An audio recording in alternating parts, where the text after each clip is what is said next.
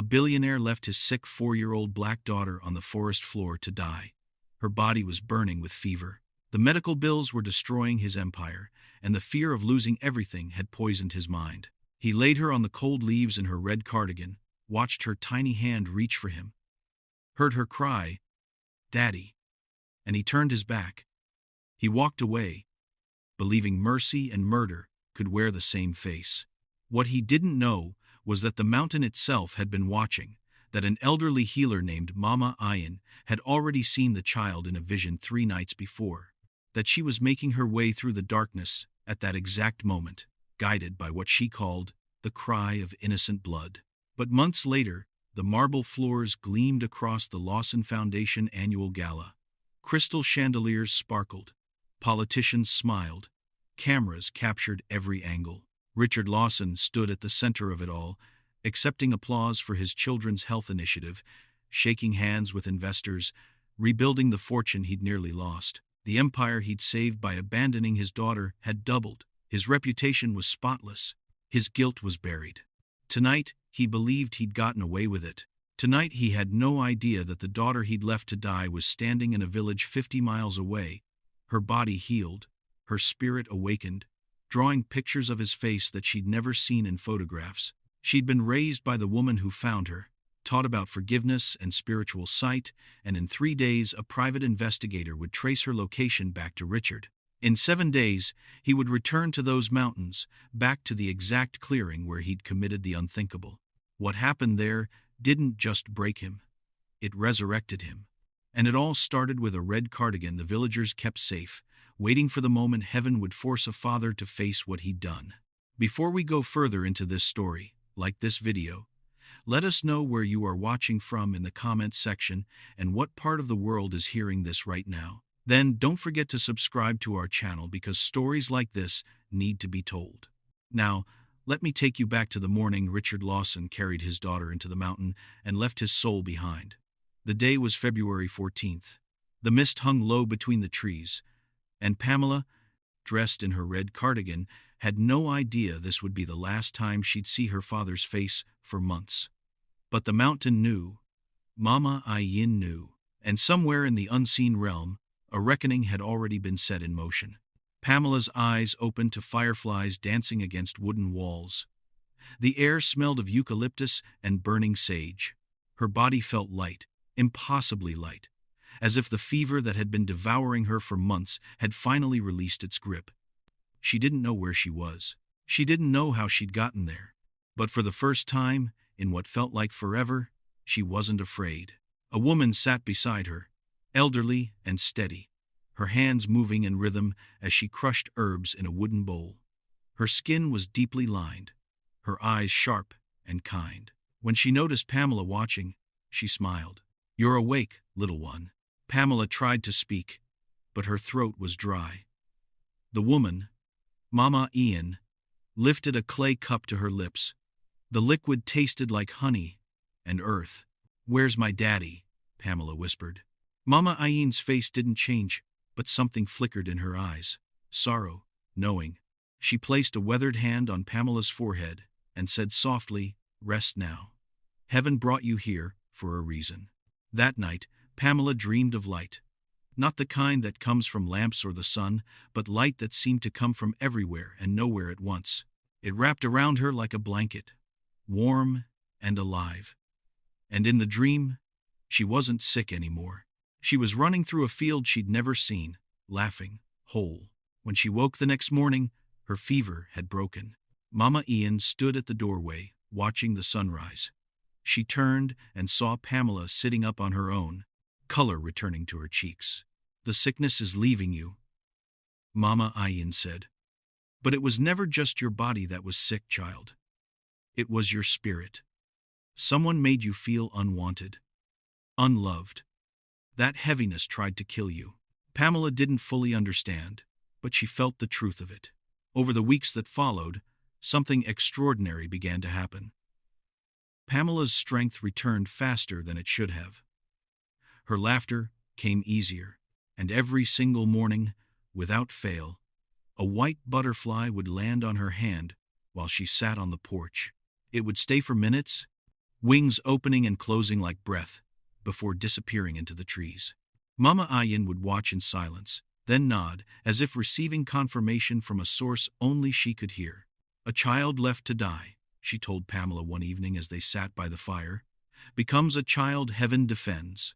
Pamela looked up at her. "Why did my daddy leave me?" Mama Ian's jaw tightened. "Fear makes people do terrible things.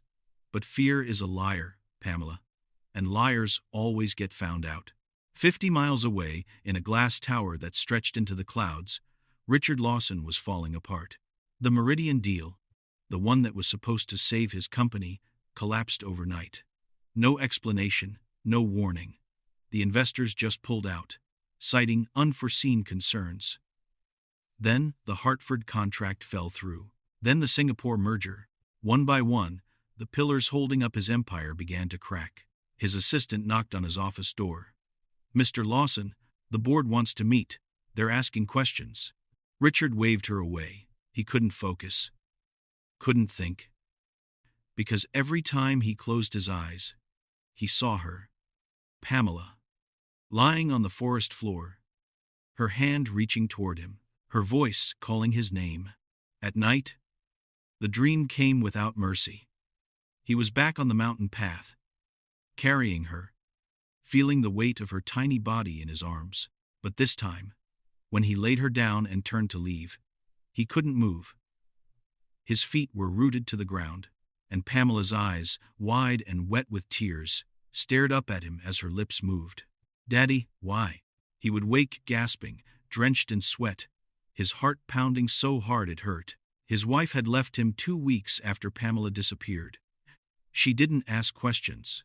She just packed her things and walked out, as if she'd known what he'd done without him ever saying a word. Now he was alone, haunted, unraveling. Meanwhile, in the village, Pamela was learning to draw. Mama Ian gave her charcoal and old sheets of brown paper, and Pamela would sit for hours sketching whatever came to her mind. At first, it was simple things. Trees, the hut, Mama Ian's face. But then one afternoon, something shifted. Pamela's hand moved across the paper almost on its own, her eyes distant, focused on something beyond the room. When she finished, she stared down at the image in confusion. It was a tall building made of glass, a man in a suit standing by a window, a car she'd never seen before, and a winding path through the mountains. Mama Ian walked over and looked at the drawing. Her breath caught. "Child, where did you see this?" "I don't know," Pamela said, her voice small. "It just came." Mama Ian knelt beside her, studying the sketch. She recognized the signs. The spiritual sight was awakening in the girl. It happened sometimes to children who had walked close to death and been pulled back by divine intervention. They saw things, knew things, felt things others couldn't. She touched Pamela's shoulder gently. "You're being shown something, Pamela. The spirit is preparing you." For what? For the truth to come back around.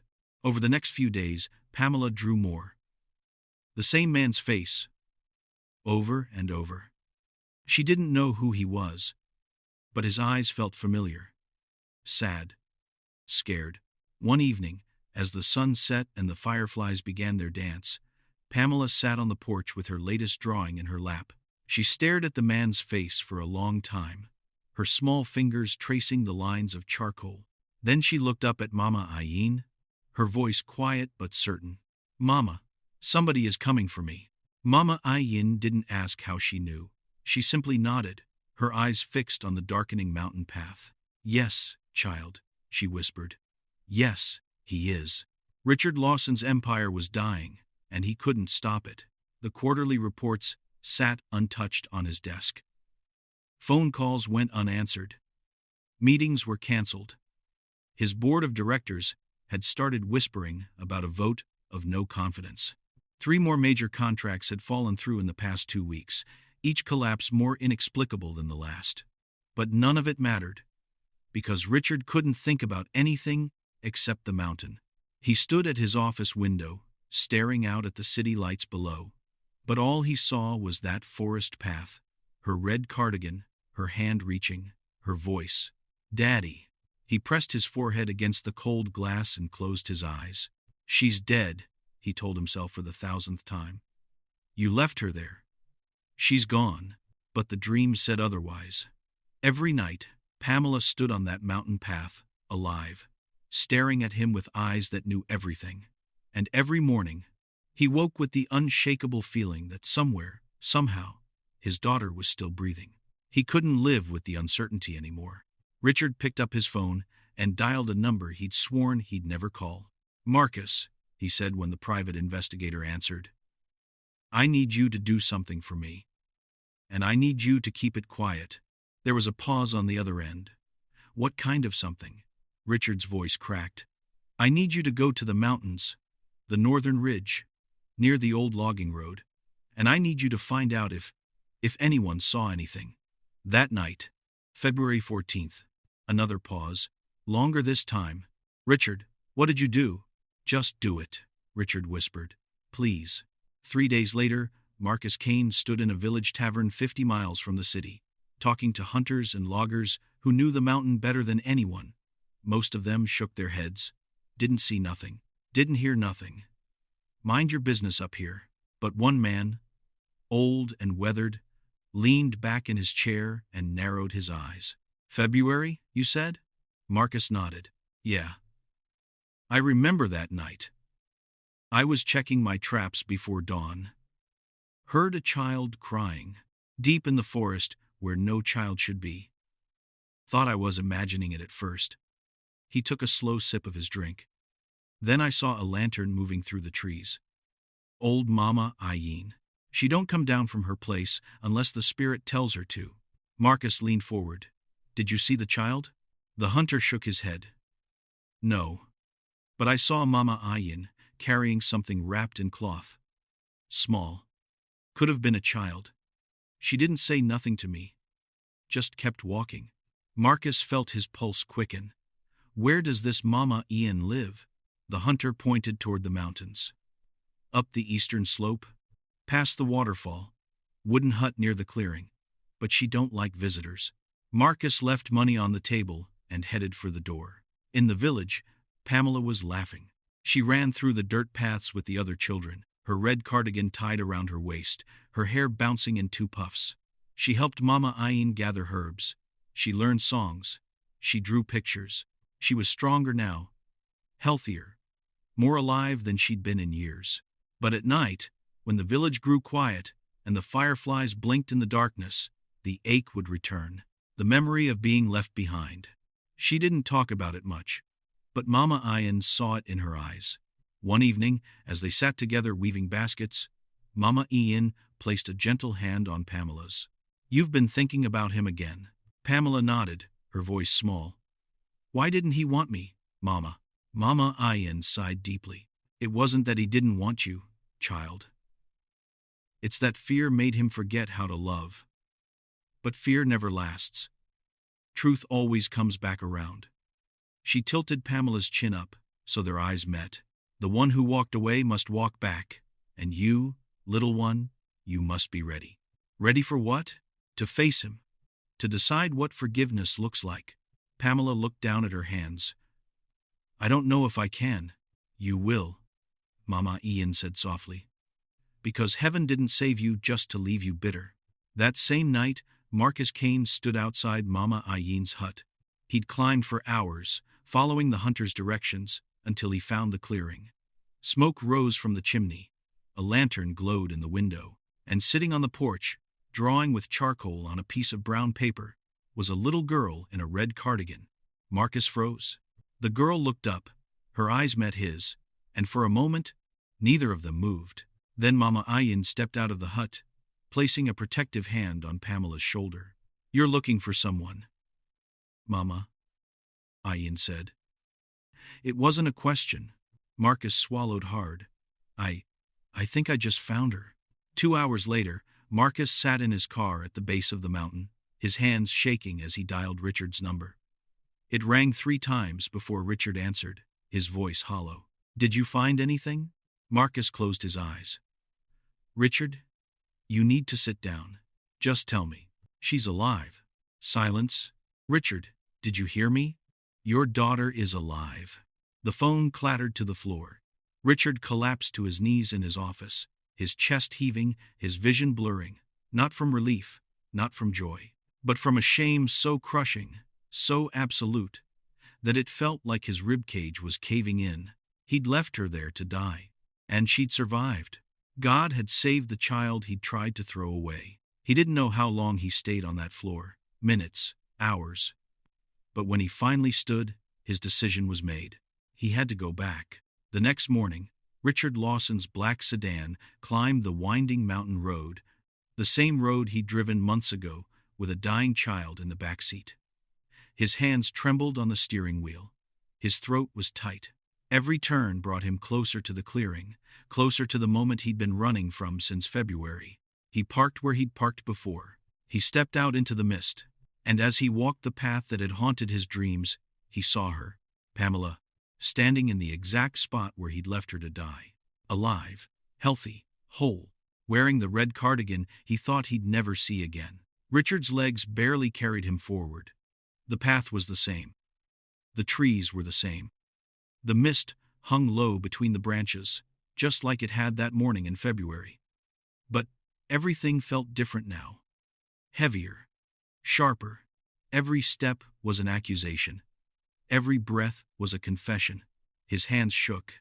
His vision blurred with tears. He couldn't stop. And then he saw it. The spot. The exact place where he'd laid her down. Where the leaves had been disturbed. Where her red cardigan had pooled around her tiny body. Where her hand had reached for him one last time. He stopped walking. His chest heaved. He couldn't breathe. Then he heard footsteps. Soft, steady, coming closer. Richard looked up. And there she was, Pamela, standing 10 feet away, dressed in the same red cardigan, but taller now, stronger. Her eyes clear and bright. Her hair was pulled back in 2 neat puffs. Her face was full of color, full of life. She looked nothing like the fragile, fever-ridden child he'd abandoned. She looked whole. The sight of her shattered him. Richard's knees buckled. He collapsed onto the dirt path, his hands pressing into the earth, his body folding in on itself, as sobs tore through him. Deep, guttural, uncontrollable. The kind of weeping that comes from a soul finally forced to face what it's done. "I'm sorry," he choked out, his voice breaking. "I'm so sorry, Pamela. I was afraid. I was a coward. I thought losing you was easier than watching you suffer. I thought the money mattered more than your life. I lied to myself. I told myself it was mercy, but it wasn't. It was murder. It was evil. And I've been dying every day since." He looked up at her through his tears, his face twisted in agony. "I don't deserve to be here. I don't deserve to see you alive. I don't deserve your forgiveness. But I need you to know. I need you to know that I'm sorry. I'm so sorry." Pamela stood still, watching him. Her face was calm, but her eyes glistened. She took a step forward, then another, and then she knelt beside him. Her small hand rested gently on his trembling shoulder. "I don't hate you," she said softly. Richard's breath caught. Pamela's voice was steady, clear, carrying a peace that didn't belong to a child her age. "I was scared when you left me. I cried for you. I didn't understand. But Mama Ayin told me something." She paused, her hand still on his shoulder.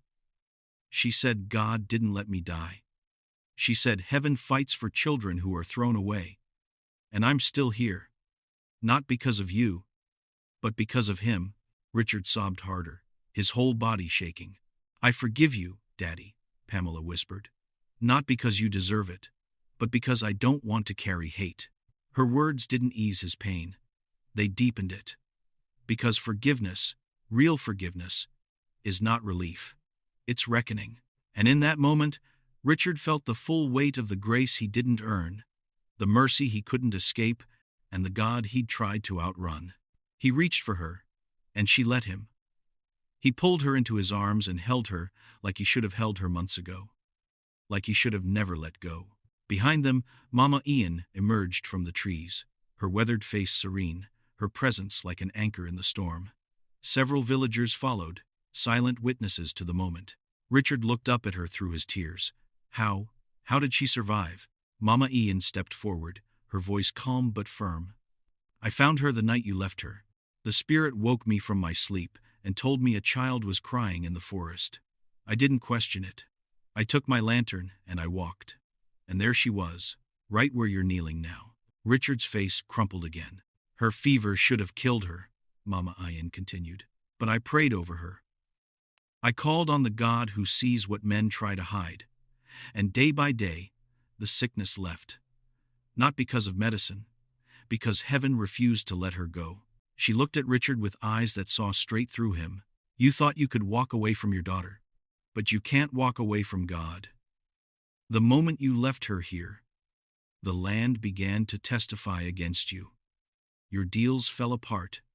Your sleep was stolen. Your peace was taken. Not as punishment, as invitation, to return, to repent, to remember who you were before fear made you a monster. Richard lowered his head, unable to speak. You came back, Mama Ian said quietly. That's the first step. The months that followed were the hardest of Richard's life. He didn't return to his penthouse. He didn't rebuild his empire the way it was. He sold properties, liquidated assets, stepped down from the board, and he used the money to do what he should have done from the beginning. He funded the construction of a medical clinic on the mountain, staffed with doctors who treated the villagers for free. He built a pediatric wing in Pamela's name, a place where no child would be turned away because their parents couldn't pay. He established a school in the village where Mama Ian lived, ensuring that the children there had the education and future they deserved. Not for recognition, not for redemption he could earn, but because a man who's been forgiven can't help but give everything away.